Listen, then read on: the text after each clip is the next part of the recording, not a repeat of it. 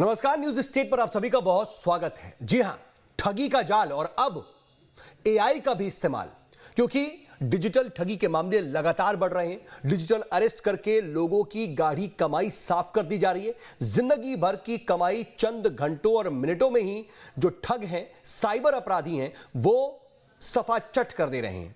लेकिन अब इसमें लगातार हाईटेक तकनीक का इस्तेमाल किया जा रहा है और ठग इतने ज्यादा शातिर हो चुके हैं कि ना सिर्फ ये किसी को भी शिकार बनाने का मादा रखते हैं, इतने कॉन्फिडेंट हो चुके हैं कि वो बड़े बड़े अधिकारियों को भी फोन करते हैं, बल्कि तकनीकी तौर पर इतने सक्षम भी होने लगे हैं कि वो सिर्फ लोगों की आंखों में धूल नहीं झोंकते, बल्कि एआई का भी इस्तेमाल करते हैं और उसके अलावा अपने बचने का भी पूरा इंतजाम कर लेते हैं। जी हां, कई बार ऐसा हो सकता है, आपके जानने में नहीं जानने में, तो आपने कभी मीडिया रिपोर्ट में सुना होगा कि फोन कॉल आ जाता है। ऐसा फोन जिसमें कहते हैं, हेलो, मैं सीबीआई चीफ बोल रहा हूं। कुछ ऐसे ही शब्द थे उस डिजिटल अरेस्ट करने वाले शातिर के भी, जिसने ग्वालियर के एक डॉक्टर को इतना डराया, धमका दिया कि पीड़ित ने 1-2 नहीं, 3-4 लाख नहीं, बल्कि पूरे 21 लाख रुपए ठगों को ट्रांसफर कर दिए। वो पहले समझ चुके थे कि उनके साथ फ्रॉड हो रहा है, फिर भी उन्होंने ऐसा कर दिया। इस पूरे मामले में खास बात यह भी थी कि यहां ठगी के जाल में एआई का इस्तेमाल किया गया और ठगों ने सीबीआई डायरेक्टर प्रवीण सूद का एआई वर्जन बना करके डॉक्टर और उसके खिलाफ तमाम तरह की जांच कराने की धमकी दे दी, जिसकी वजह से डॉक्टर दंपति काफी डर गए और अपनी गाढ़ी कमाई आरोपियों को ट्रांसफर कर दी। कैसे इस ठगी को अंजाम दिया गया, कैसे एआई का इस्तेमाल किया गया, खुद आज इस डिजिटल अरेस्ट का शिकार हुए, साइबर ठगी का शिकार हुए पीड़ित हमारे साथ मौजूद होंगे। वो अपनी आप बीती बताएंगे और आपको सावधान करने के मकसद से आज हम उनकी आप बीती आपके सामने रखेंगे। इसके अलावा कुछ और खास मेहमान भी रहेंगे जो आपको इस डिजिटल ठगी से बचने का तरीका भी बताएंगे। लेकिन पहले आपको एक रिपोर्ट दिखाते हैं कि आखिर इस डॉक्टर दंपति के साथ क्या हुआ, उसके बाद चर्चा की शुरुआत। ठगी का जाल, एआई का इस्तेमाल, खौफ के 29 घंटे, कैसे 21 लाख झटके, पीड़ित की जुबानी डिजिटल अरेस्ट की कहानी। जी हां, ग्वालियर डिजिटल अरेस्ट का एक ऐसा मामला सामने आया है जिसने सभी को चौंका दिया है, परेशान कर दिया है। दरअसल इन दिनों डिजिटल अरेस्ट के कई मामले सामने तो आ रहे हैं, लेकिन ग्वालियर में डॉक्टर के साथ जो कुछ भी हुआ वो सबसे अलग है। शातिर ठगों ने पीड़ित डॉक्टर को सिर्फ डिजिटल अरेस्ट ही नहीं किया, बल्कि एआई यानी आर्टिफिशियल इंटेलिजेंस का भी इस्तेमाल करके उसे डराया, धमकाया। Sir, now I am sick, मेरी तबीयत सही नहीं है, मेरी वाइफ भी थोड़ा सा प्रॉब्लम हेल्थ इशू में है। Yesterday evening I have already informed you that I am in hospital and investigations are undergoing. फिर आपने रात में भी अपडेट नहीं किया है। तबीयत खराब होने के कारण नहीं हुआ साहब, तबीयत खराब होने के कारण नहीं हुआ है। लेकिन अभी मुझे कुछ अब डाउट होने लगा, मुझे कुछ ऐसा लग रहा है, डाउट हो रहा है मुझे अपने। शातिर ठगों ने सीबीआई डायरेक्टर प्रवीण सूद का एआई बनाकर डॉक्टर और उसके खिलाफ तमाम तरह के जांच कराने की धमकी दी। इतना ही नहीं, उनके खिलाफ ऑनलाइन अरेस्ट वारंट भी जारी कर दिए। डॉक्टर मुकेश शुक्ला और उनकी पत्नी लगातार अपने स्वास्थ्य का हवाला देते रहे, लेकिन शातिर ठग उन्हें डराता रहा, धमकाता रहा। मैं ये कह रही हूँ सर, आपने ये बोला था कि 3 दिन में पैसे वापस कर देंगे, तो हम लोग सोच रहे थे 3 दिन में वापस आ जाएंगे, तो अगले की जो कार्रवाई होगी वो अगले से होगी, तो हमें कोई दिक्कत नहीं होगी। 3 दिन में आपके पैसे आएंगे after finish investigation all your assets. अभी आपके अमाउंट्स अधूरे हैं। अब हमारे साथ कोऑपरेट कहाँ की? कोऑपरेट तो बराबर कर रहे हैं सर। आपने ये बोला था ये पैसे जो बैंक से आ रहे हैं वो पैसे आप जमा कराएंगे, उसके बाद आगे की कार्रवाई आगे करेंगे, आपने ये बोला। अब इससे अच्छा तो हम लोग सिलेंडर हो जाते, तो कम से कम हमको ये तो नहीं बनता कि भाई हमारी जांच होती, पड़ताल होती, हमें खाने पीने को तो लाले नहीं पड़ते। हम अपनी वीडियो ऑफ करते हैं। ओके, ठीक है। जी हाँ, बोलिए। आपकी टीवी स्क्रीन पर दहशत में बैठे ग्वालियर के ये डॉक्टर मुकेश शुक्ला हैं, जो अभी भी डरे सहमे। इनको इसी क्लिनिक और अपने घर में डिजिटल अरेस्ट कर लिया गया था। डिजिटल अरेस्ट के मामले लगातार बढ़ते जा रहे हैं और ये ऐसे केस हैं जिसमें लोगों को उन्हीं के घरों में डिजिटली अरेस्ट कर लिया जाता है। ये अस्पताल है डॉक्टर मुकेश शुक्ला का, जहां 29 तारीख को उन्हें एक कॉल आया और उसके बाद वो अपने ही घर में कैद हो गए। दहशत में आ गए, डर गए कि आखिर हो क्या रहा है। जो काम उन्होंने किया नहीं, डरा धमका कर उसके अरेस्टिंग वारंट जारी कर दिए गए। ये वही घर है, ये उनका क्लिनिक है। और देखिए ये डॉक्टर मुकेश शुक्ला जो बैठे हुए हैं अभी, ये इसी तरह अरेस्ट हो गए। ये बैठे हुए हैं, डर और दहशत देख रहे हैं इनके चेहरे पे। 2 दिन तक डॉक्टर को पूरी तरह से मेंटली टॉर्चर किया गया। उनके खाते, बैंक बैलेंस, संपत्ति, घर, क्लिनिक, जमीन जायदाद, सबका लेखा जोखा नोट करके उसे सील करने की धमकी तक दे दी गई। 29 तारीख को शाम रोज की तरह मैं अपना काम यहाँ कर रहा था क्लिनिक में। 10:30 बजे का, 10:15 बजे का समय था। उस समय एक कॉल आता है, लोकल कॉल की तरह समझा मैंने, लेकिन वहाँ से आया कि आपका नाम क्या, मैं मुकेश कुमार शुक्ला से बात कर रहा हूँ। मैंने कहा हाँ। बोले आपको, आपकी जो महालक्ष्मी ट्रांसपोर्ट एजेंसी है उस पर आपकी टैक्स का लायबिलिटी आ रही है, वो करीब 90,40,000 समथिंग रुपीस है, वो जो आपको पे करना है। क्या आपको पता है ये? मैंने कहा मेरा तो इससे कोई लेना देना ही नहीं है इस कंपनी से, मेरा कारोबार ही दूसरा है, मेरा क्लिनिक है। वैसे तो ठग पीड़ित लोगों को घर में डिजिटल अरेस्ट करके उनकी गाढ़ी कमाई अपने खाते में ट्रांसफर करवा लेते हैं, लेकिन यहाँ ठगों ने एआई का ऐसा इस्तेमाल किया जिसकी वजह से डॉक्टर और उनका परिवार उसके झांसे में आ गए। दरअसल 29 नवंबर को डॉक्टर मुकेश शुक्ला और उनकी पत्नी अपने ही घर में डिजिटल अरेस्ट हुए। डॉक्टर को ठगों ने 29 घंटे 17 मिनट तक डिजिटल अरेस्ट करके रखा। बदमाशों ने उनसे 21 लाख रुपए ठग लिए। आरोपियों ने डॉक्टर के आधार नंबर का इस्तेमाल किया। बदमाशों ने इस आधार कार्ड पर निजी ट्रांसपोर्टेशन कंपनी बनाई। उसके बाद डॉक्टर को करोड़ों रुपए मनी लॉन्ड्रिंग के जरिए इधर उधर करने की बात कहकर खूब डराया और धमकाया। जब डॉक्टर ने कंपनी होने से इनकार किया तो उन्हें परिवार सहित उम्र कैद होने का भी डर दिखाया गया। जिसमें कि आयुर्वेदिक डॉक्टर हैं जो कि पढ़े लिखे सम्मानित व्यक्ति हैं, उनको एक कॉल आया और कॉल के माध्यम से उनको एनफोर्समेंट एजेंसीज का भय दिखाया गया कि आपके वारंट हैं और आपकी गिरफ्तारी कर ली जाएगी। उस डर में आने के कारण उन्होंने इस सूचना को घर पे, उनके परिवार के लोग भी थे, पत्नी भी थी, बच्चे भी थे, किसी की जानकारी में नहीं लाया और आरटीजीएस के माध्यम से राशि ट्रांसफ़र की गई। कल इसमें साइबर फ्रॉड की एफआईआर एक साइबर थाने में की गई है। एआई से ठगी का शिकार हुए डॉक्टर का ये वीडियो दिखाने के पीछे हमारा मकसद किसी को डराना नहीं है, बल्कि लोगों को जागरूक करना है, ताकि भविष्य में आप भी एआई के जरिए डिजिटल अरेस्ट का शिकार होने से बच सके। इस तरह के संदेशों को देखें, वो इस तरह के फ्रॉड कॉल से बचें और तुरंत सूचना पुलिस को दें। Vinod Sharma, news state, Gwalior.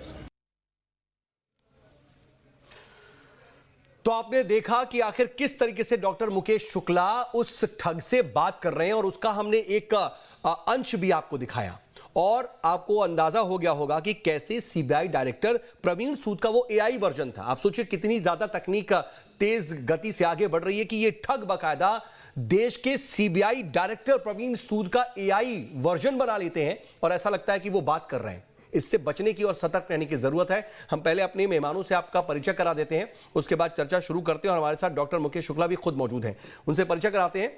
मेरे साथ मौजूद हैं ग्वालियर से डिजिटल अरेस्ट का शिकार हुए डॉक्टर मुकेश शुक्ला, उनसे हम बातचीत करेंगे। उनके साथ हमारे सहयोगी विनोद शर्मा मौजूद हैं। जरा विनोद के जरिए हम उनसे बातचीत करेंगे क्योंकि कई तरह की दिक्कतें उन्हें हुए और मुकेश जी शायद अभी भी थोड़े घबराए हुए, उनसे हम बात करने की कोशिश करेंगे। साथ ही साइबर एक्सपर्ट शोभित चतुर्वेदी जी मेरे साथ मौजूद है। शोभित जी, बहुत स्वागत आपका। इसके अलावा मेरे साथ एआई एक्सपर्ट हैं डॉक्टर अनुज अग्रवाल जी। अनुज जी, आपका भी बहुत स्वागत। साथ ही पूर्व डीजीपी रामनिवास यादव सर हमारे साथ मौजूद हैं। रामनिवास सर, आपका भी बहुत स्वागत है। हम चर्चा की शुरुआत डॉक्टर मुकेश शुक्ला आपसे ही करना चाह रहे हैं। डॉक्टर मुकेश, क्या आप तक आवाज पहुंच पा रही है?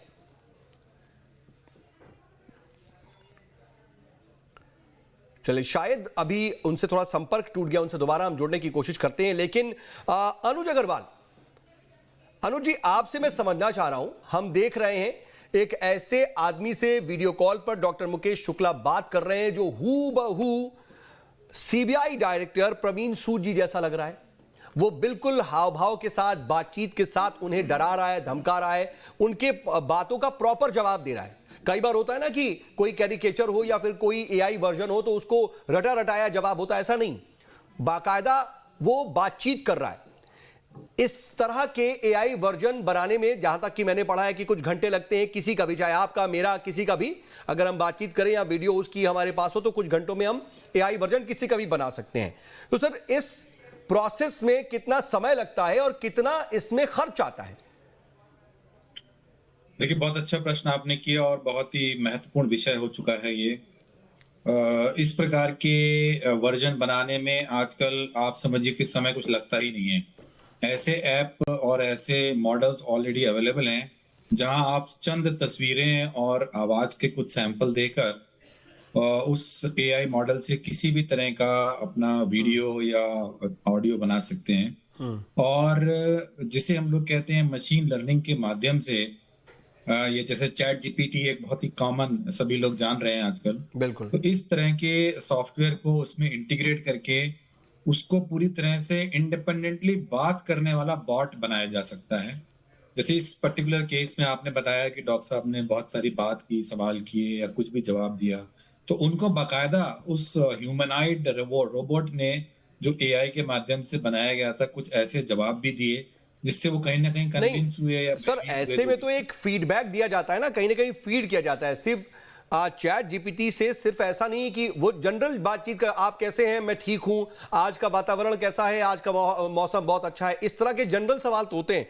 लेकिन वो एआई बॉट जो है वो ये बोल रहा है कि आप कहां हमें सपोर्ट कर रहे हैं, आपने भी जो ट्रांजेक्शन किया है वो अधूरे है। तो उसको इस तरह के इनपुट देना भी तो एक कला है।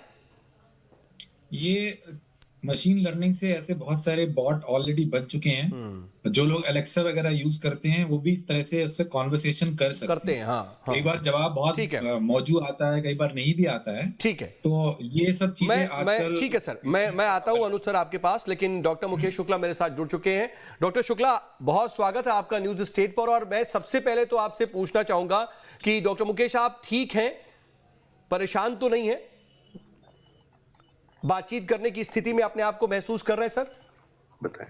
सवाल आपको समझ में आया?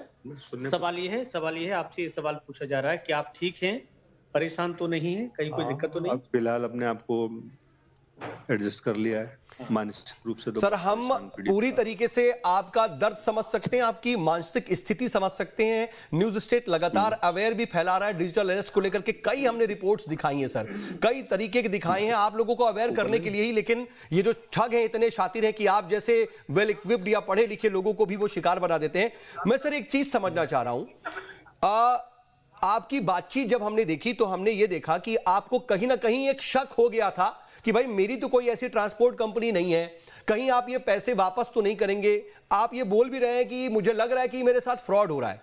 तो सर जब आपको ये शक था कि आपको ठगने की कोशिश हो रही है या शिकार बनाया जा रहा है, तो कैसे ऐसी स्थिति आ गई कि आपने उसका कहा मानने लगे और आप अपने पैसे उसको ट्रांसफर करने लगे? थोड़ी देर में ही मुझे समझ में आता था कि मुझे करना चाहिए, नहीं करना चाहिए। लेकिन मुझे लगता है कुछ मैं हिप्नोटाइज टाइप हो गया और अच्छा। मैं एक ही चीज सोचता रहा कि किस तरीके से मेरी जो इज्जत है, प्रतिष्ठा है, वो धूमिल ना हो। मेरे अच्छा। परिवार में जो भी लोग हैं। तो क्या उन्होंने ऐसा डराया, कुछ इस तरह की बातें भी की सर कि आपकी बदनामी हो जाएगी, आप अपने नाम का ख्याल रखो, कुछ इस तरह से भी डरा रहे थे या आपके दिमाग से खेलने की कोशिश कर रहे थे क्या? जी बिल्कुल, ये बताया कि मनी लॉन्ड्रिंग केस में आप लिप्त हैं। जो सरगना है उसके करोड़ों का कारोबार है और आपके जो आईडी यूज करके करोड़ों अरबों रुपए का लेन देन हुआ है। और ऐसे में केवल आपको मनी लॉन्ड्रिंग केस में होने के कारण पूरी जिंदगी जेल में रहना पड़ सकता है। आपके साथ जो लोग शामिल होंगे, आपकी वाइफ होगी, आपके घर में जो भी मेंबर होंगे, अगर उनको भी ये मालूम चलेगा, उनको मालूम चलेगा कि वो साथ में है, उनको भी अरेस्ट कर लिया जाएगा, जिंदगी भर के लिए जेल में डाल दिया जाएगा, अगर आपने में डाल दिया जाएगा। और ऐसे में आप उसका भरण पोषण कौन करेगा? जिंदगी में उसकी बर्बाद हो जाएगी। क्या आप ऐसा चाहेंगे कि ऐसा सब कुछ हो और आपकी प्रतिष्ठा धूमिल हो? जब अरेस्ट करने सीबीआई की टीम आएगी, आपको तो काला कपड़ा चेहरे पर डाल दिया जाएगा, केवल आंखों के सामने एक छेद होगा जो आप बाहर से देख सकेंगे, दुनिया के लोग देखेंगे। आप क्या लोग इस बात को मानेंगे कि डॉक्टर शुक्ला इतना ईमानदार व्यक्ति है कि अभी तक हम लोगों के सामने धोखेबाजी करके इस तरह से अपने काम चलाता रहा, बड़े बड़े स्मगलर से? तो इन सब चीजों से मैं परेशान महसूस करने लगा बहुत ज्यादा अपने आप को। मैंने सोचा सचमुच में अब मैं ये लोग मुझे अरेस्ट करेंगे, क्योंकि इनका कहना था कि आसपास में हमारी सीबीआई की टीम आपको देख रही है और आप सर्विलांस में हैं। आपने उन लोगों ने मुझसे मेरा लाइव लोकेशन भी उन्होंने शेयर करने के लिए कहा और कहा जहां भी जाएंगे आपके साथ सर्विलांस रहेगा, पीछे आगे आदमी लोग रहेंगे और ऐसी स्थिति में अगर आपने हमें थोड़ा सा भी सपोर्ट नहीं किया तो अब तुरंत अरेस्ट हो जाएंगे आपके ठीक है परिवार से। सर, ये तो आपको डराया धमकाया गया, इस तरह से आपका कहीं ना कहीं एक ब्रेन वॉश करने की कोशिश की, लेकिन फिर वो पैसों की बात कहां गई? क्या कह करके आपसे पैसे ट्रांसफर करा लिए गए? ऐसा क्या बोला गया, ऐसी कौन सी बातें कही गई जिससे आप कई लाख 21 लाख रुपए तक उनको ट्रांसफर कर बैठे? आपको लगा नहीं कि मतलब हम गलत जगह पर भेज रहे हैं, या आपको एक बार भी शक नहीं हुआ कुछ ऐसा उन्होंने बातें कहती थी? हाँ, पैसे वाली स्थिति इस तरह आई कि जब मैंने उनसे कहा कि मेरा सारा का सारा व्हाइट मनी है, मैंने इनकम टैक्स पे ही हूँ, मेरे पास जो भी प्रॉपर्टी है सब मेहनत की कमाई है, कोई ब्लैक नहीं है। बोले इसी चीज को प्रूफ करने के लिए आपको जो मनी है गवर्नमेंट के अकाउंट में आपको ट्रांसफर करना पड़ेगा और जब उसका इन्वेस्टिगेशन हो जाएगा उसके बाद आपको रिफंड कर दिया जाएगा। और यही मैंने सोचा, जब मैंने अपनी मेहनत की कमाई से आईटी रिटर्न करते हुए सब इकट्ठा की है तो मैं तो बिल्कुल पाक और साफ मिलूंगा। और इनका कहना है कि मुझे नरेंद्र दामोदर दास मोदी ने खास करके नियुक्त किया है और ये टॉप सीक्रेट और कॉन्फिडेंशियल इन्वेस्टिगेशन होता है, इसलिए मैं कोई दूसरा व्यक्ति ने, इसीलिए मुझे टॉप ऑर्डर का, मैं सीबीआई डायरेक्टर हूँ, मुझे नियुक्त किया और मैं इसको कॉन्फिडेंशियल रखने के लिए मैं आपको इस तरह से बातें कर रहा हूँ। डॉक्टर शुक्ला, क्या आपने इससे पहले आप चेहरे से वाकिफ थे सीबीआई डायरेक्टर प्रवीण सूद जी के चेहरे से? जो शख्स आपके सामने था और कह रहा था कि मैं सीबीआई डायरेक्टर हूं, क्या आप उसे चेहरे से पहचानते थे या उसकी बातों पर आपको यकीन हुआ? और फिर दूसरी बात यह कि जो आप पैसे ट्रांसफर कर रहे थे, क्या आपको यह यकीन था कि आप सरकारी खाते में पैसे ट्रांसफर कर रहे हैं, आपका पैसा सेफ है? ऐसा लग रहा था क्या आपको?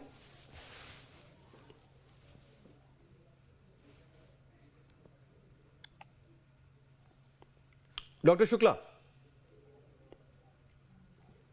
जी, डॉक्टर मुकेश क्या सुन पा रहे हैं आप? चलिए, डॉक्टर मुकेश जो बता रहे हैं वो वाकई बहुत हैरान करने वाला है, बहुत डराने वाला है। शायद उनसे संपर्क टूटा, उनसे दोबारा हम कनेक्ट करने की कोशिश कर रहे हैं। तो अनुज अग्रवाल जी, अभी आपने सुना, मैं बहुत शॉर्ट में आपसे समझ रहा हूं सर, कि क्या वाकई आपने इस तरह के केस सुने, देखे? एक पढ़े लिखे, अच्छी खासी सर्विस है उनकी, लंबा अनुभव है, और वो ऐसी बातों में आ रहे हैं क्योंकि सामने एक एआई बॉट है।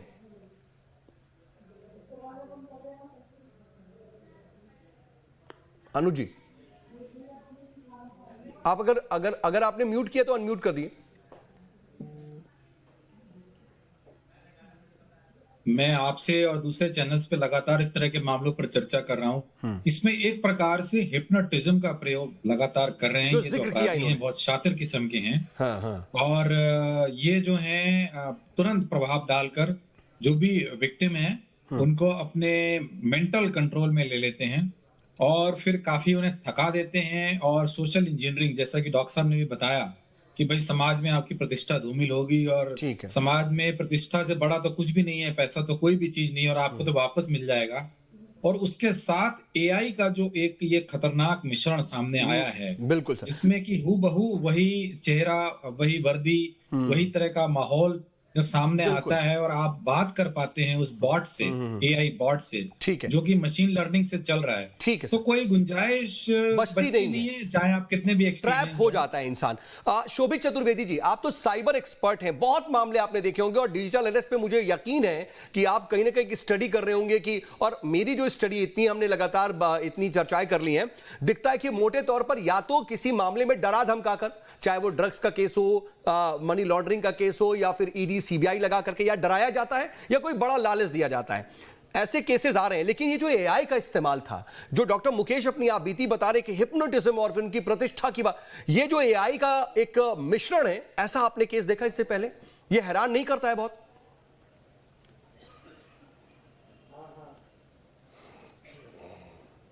नहीं, केस ऐसा देखा नहीं है, पहली बार ऐसा केस देखने में आया है।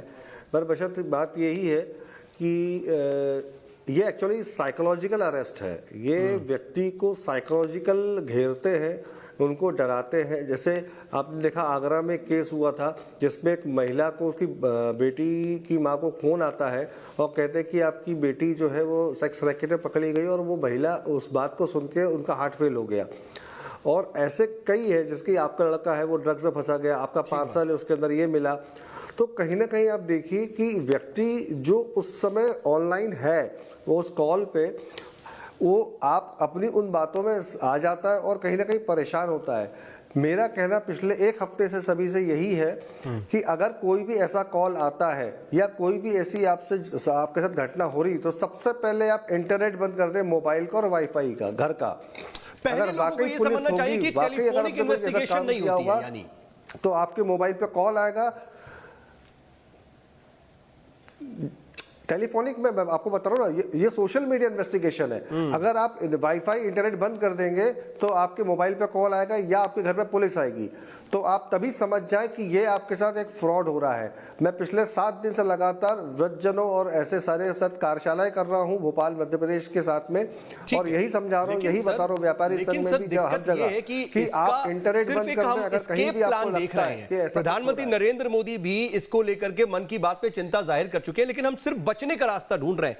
हमारे पास ट्रैप करने, इन ठगों तक पहुंचने, उनके गिरबान तक पहुंचने का एक सिस्टम स्ट्रांग नहीं दिखता है। वो बड़ी चिंता का विषय है। रामनिवास यादव सर, क्या कहीं ना कहीं हम वो सिस्टम पैरेलल डेवलप करने में चूक रहे हैं? हम लगातार तेजी से आगे बढ़ रहे हैं, 5G उसके आगे की भी हमने बातें की, तेज इंटरनेट, वाईफाई, तमाम बातें करते हैं, लेकिन जो साइबर ठग है 2 कदम आगे नहीं बल्कि अब तो 20, 50, 100 कदम आगे हैं। नहीं, ये बिल्कुल आप ठीक बात कह रहे हैं, क्योंकि पुलिस की जो यूनिट्स हैं वो उस तरीके से अपग्रेड नहीं है।